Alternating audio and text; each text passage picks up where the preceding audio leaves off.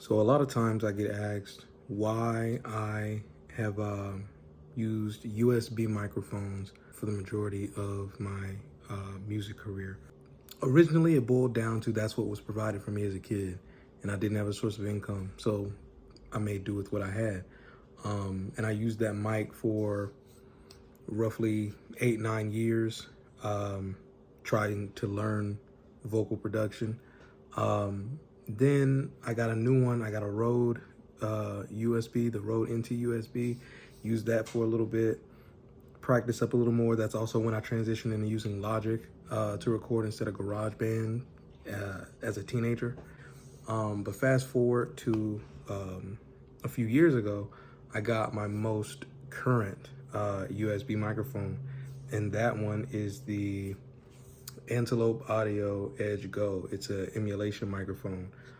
For all intents and purposes, it's basically an Edge solo microphone, just with the USB-C connectivity.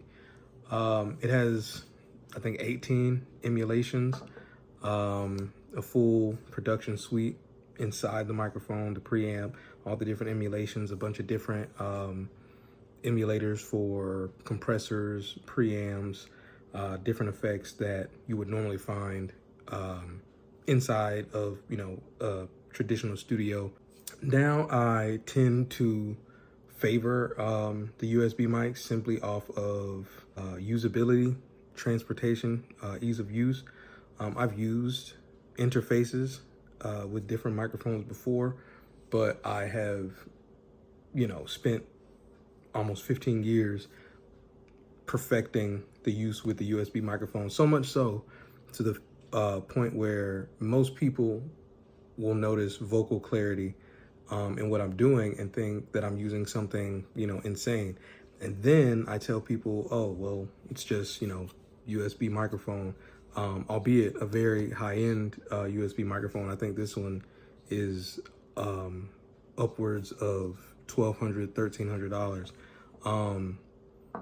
Albeit a very high-end USB microphone, it's still a USB microphone.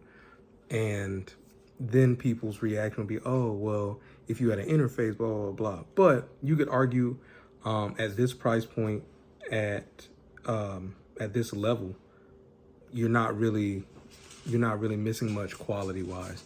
The main difference is going to come in, overall connectivity.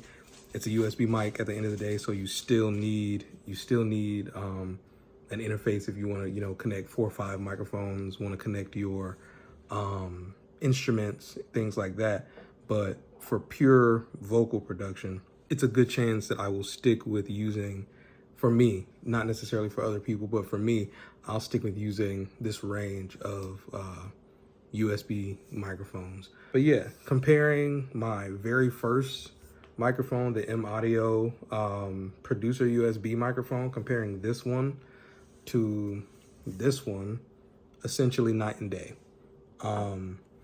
This one probably from 2009 to 2016 I used this, and it was, it was a limitation of finance. If I could have gotten something better at the time, then I definitely would have. And then, like I said, I used the Rode NT USB as well. But yeah, that's primarily why I prioritize the USB microphones over the XLR microphones, simply because it's something different. I don't want someone's thought process to be, oh, I'm limited by what I can afford.